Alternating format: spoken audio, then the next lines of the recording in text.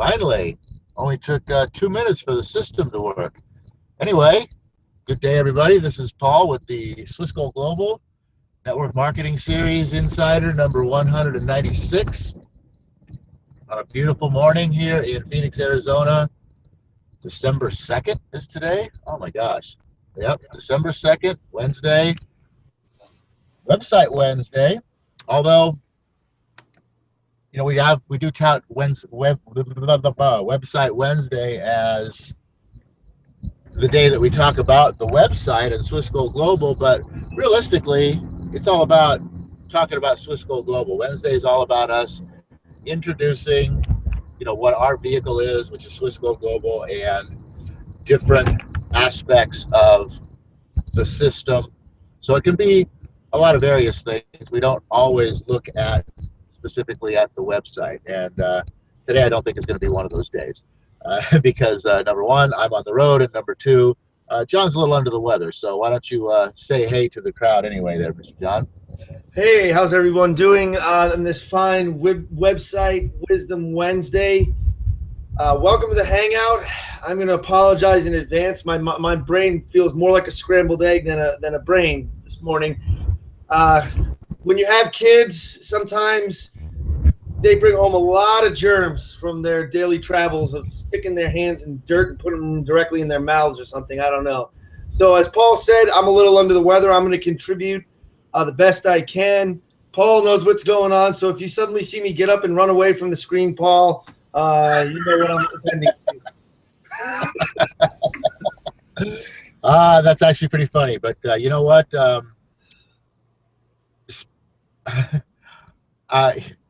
There's a couple interesting things I wanted to bring up. Yesterday, I was interviewing for an assistant position for a real estate business, and I got some very interesting numbers to go with that. But the last gal that I spoke with, one of her jobs was as a financial sort of advisor, recruiter, salesperson, whatever you want to call it, for continuing education and funding.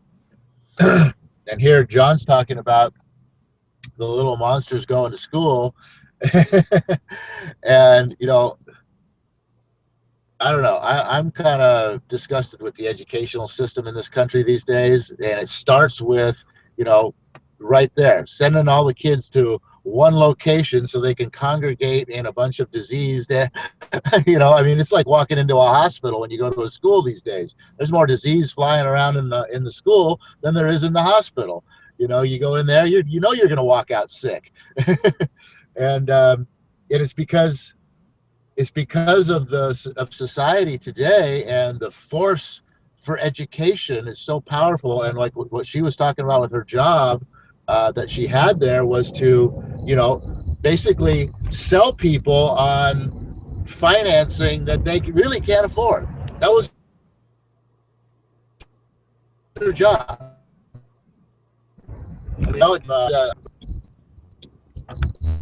know, the whole idea of the educational system today, like I said, you know, forcing the fact that education is so important, such deep debt if you want to get anywhere in this life, and people just buy it and going all the way back, like I said, into the school system in the beginning, you know, buying into it so much so that, and it also has part to do with obviously that, you know, probably people can't afford to keep their kids at home on a day when they're sick. They got to go to work themselves. But for the most part, you know, they're probably sending their kids to school sick, more so because they're afraid of them not getting their education than they are of anything else. So here you got this little germ factory going on down at the elementary school because people can't afford to take a day off to stay home with their sick kid,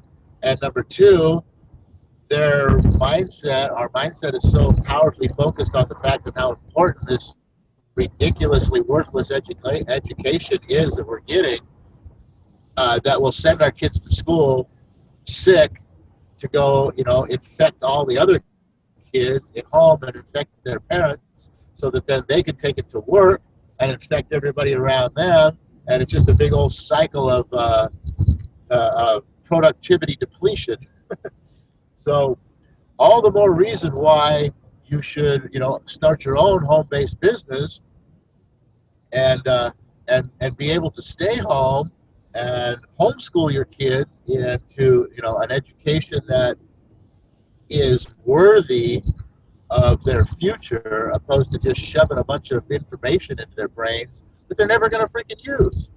I can tell you right now, I've never used very little of everything that I ever learned in school. I mean, the knowledge and information. I'm not saying knowledge and information is bad and that you should diss that, but it's what you do with the knowledge and information that's more important.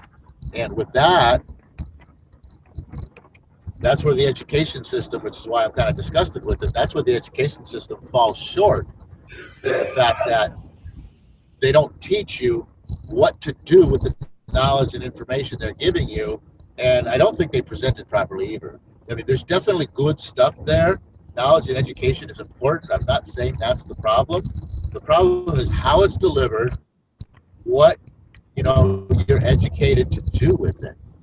And so, anyway, that's just a little rant there. But getting back to Swiss Gold Global, the other interesting thing that I was going to bring up real quickly was the fact of, like I said, this interview process that I went through to find an assistant yesterday for my real estate business.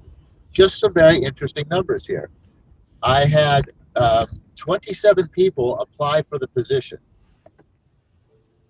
I put right in my ad a little test, okay? And then out of the 27 people who responded to the ad, 60% of them failed the test. Only 12 people actually passed the test. Then when I sent out invitations to 12 people for an interview for the job that they applied for, took the time to pass my test, answer my questions, and send in their resume. Yes, maybe no, but whatever. They took the time to do all this stuff. Three of them, no, let's see here. It was 12. Yeah, 12 down to 9. Three people didn't even respond to that. Like I tried. I sent in an application, and that was it. They never even responded. So now, out of the 9 people that I called to actually book the time slot for them, 2 people straight out eliminated themselves right out of the gate. So now I'm down to 7 people, and I'm like, oh, this isn't quite enough. So I went back and I broke my code, and I went back and I invited 4 of the people who basically didn't pass my test. So I kind of gave 4 people a second chance. So I have 11 people scheduled to come out and interview for this job now. They're all scheduled. I talked to every one of them. We locked in the time and the place. They're going to be there. Out of 11 people, this is unbelievable to me. Out of 11 people, 3 showed up. 2 actually had the decency to let me know they weren't coming. The remaining, what is that? The other 6 just flat out, no call, no show, left me hanging for no reason. That's some ridiculous numbers. I don't know what people are thinking out there. You go through all this process to set up a job interview, and then you just don't show up. I don't get it. But anyway,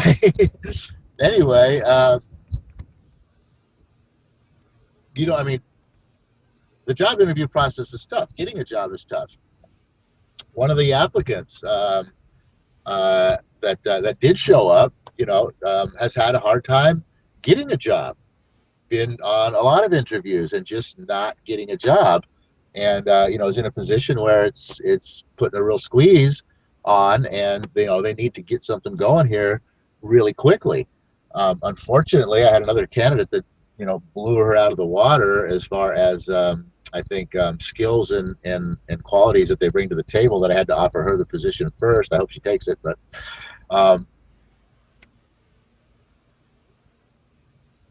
all the more reason, again, going back to the whole idea of starting your own business, your own your own thing here where you don't have to worry about, you don't have to depend on somebody else to A, provide you with your income, and even worse than that, B, to set your value. That's to me, I mean, all the time that I was working employed for someone else, there wasn't a day went by that I felt I was underpaid. That my value, what I was delivering, the performance that I provided for the company was not, paid for in full, that I was being shorted, that I was delivering more than for that which I was paid for, which, that's a good quality. There's nothing wrong with that. But the whole time I'm doing that, there is in the back of your mind this whole idea that, hey, anybody ever going to wake up and see my real value here? When you own your own business, hey, your value is determined by what you do and your productivity. So if you feel that you can do more, why not do it for yourself? Why not put in that extra time and effort to benefit you instead of somebody else? Hey, John, are you there? I am. I muted my screen because I had to actually just lie down to listen. Oh, okay, no problem. Want to throw anything in on that? Yes, but I'm a little out of sorts. No problem. We got you covered here.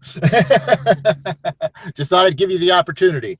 So, yeah. So, like I said, the whole idea of having to depend on somebody else to provide you with your, means of living, your money, your income, that's a rough deal. But here again, too, the educational system, going back and tying this back into it, that's what we're taught. That's what we're trained for our entire lifetime. And we all get something different out of it. We all are at a place, as we come out of school, we're all at a different place. And it has to do with not necessarily the education that we got, the information that was put into our heads. I mean, you can take, the same kids who went to the same elementary school and the same middle school and the same high school for their entire, schooling session. They were all presented the same information, but what they do from here going forward is going to be completely different because all of the other factors, within their upbringing that play a role in who they are. An interesting thing that a point that I'm trying to make with the educational system is that it shoves information into our brains, but it doesn't teach us what to do with it or how to use that information. And what it doesn't teach us is, how the mind works. If you know how the mind works, then you have the ability to process all of that information in a way that you can actually do something with it. How are we doing on time here? Okay, good. On to that. So the way, I mean, for an example, for everybody everybody today, I think, can understand this example of how the mind works, right? Cell phone, right here. Case. When you go to the store and you buy an iPhone, you can buy one iPhone, you can buy 10 iPhones, you can buy 100 or 1,000 iPhones and take them home, start them all up, and they all work exactly the same. All right? There's no difference whatsoever. They are exactly the same. When we're all born, our brains are like iPhones. They all work the exact same way. As you put information into this iPhone, that's going to determine how it functions later. From the very beginning, you open it up, you hit this button, you slide this over, it gives you a screen, and then from there, they're all the same. They all do that exact same thing.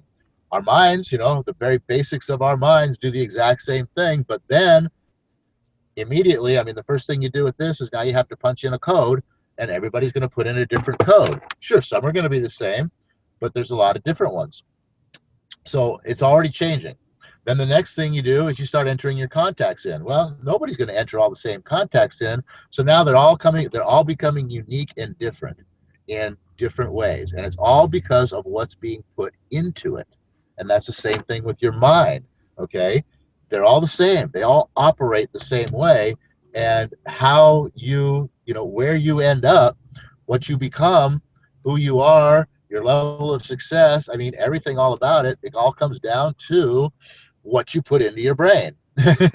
So wouldn't it be good to know, I mean, how many of you have ever read that little manual on the iPhone? I mean, that thing's like that thick, and the words are like so small, they look like those little sugar ants. You can't even see them. You need a freaking microscope to read that thing. It would probably take you a month. I mean, can you imagine how much you could do with your iPhone if you read that, and if you read and knew everything in that instruction manual? Imagine what you could do with your mind if you read and knew everything you could do out of the instruction manual for your mind. Unfortunately, there really isn't one. We're not given that instruction manual. And I don't know. Has anybody ever bothered to write one? I think one man has. I think Napoleon Hill has written a manual of how to use the mind called the Laws of Success in 16 Lessons. And that's a pretty good manual on how to use the mind. But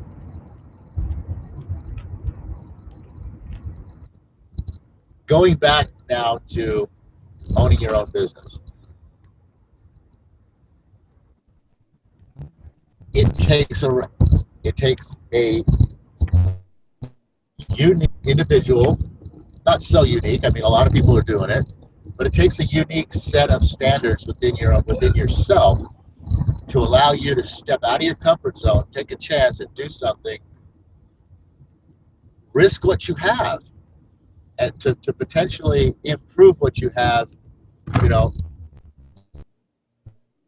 10 or 100. And one of the things that I had with one of the interviewees yesterday was basically said, I can't step back in pay $3 an hour. Can't step back and pay $3 an hour because I wouldn't be able to afford what I've got all my bill. I wouldn't be able to pay my bills. A comfort zone thing. This person took a chance, step out of their comfort zone. I don't know if they saw the opportunity available or not, but it just, if the opportunity was visible to them, they were unwilling to risk what they had to potentially go big and go better. And that's kind of what you have to do. That's kind of what you have to think when it comes down to starting your own business.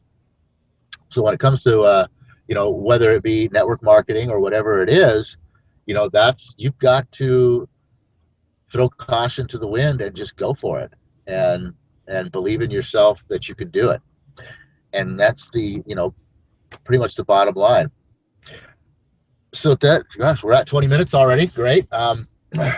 So that's it for today, guys. I just wanted to kind of bring to people's attention the power behind, sort of some of the things that are holding us back, some of the things that are important to build success, and some of the things that you might want to think about. Look around, examine your life, and maybe reevaluate some things. And if you're interested, Swiss Gold Global is a perfect place, a perfect opportunity, a pre-built system that only leaves you with one little tiny piece to do. Can't get better than that. I mean, so simple that pretty much anybody can do it. So everybody, I just want to say have a great Wisdom Wednesday, or Website Wednesday, and we will see you back here on Freedom Friday, where I will be in a Hawaiian shirt because that's what I do. And go out there and make it a great day. With that, O universe, I ask not for more riches, but for more wisdom, with which to make better use of the riches given to me at birth, consisting of the power to control and direct my own mind to whatever end I might desire. Adios, everybody.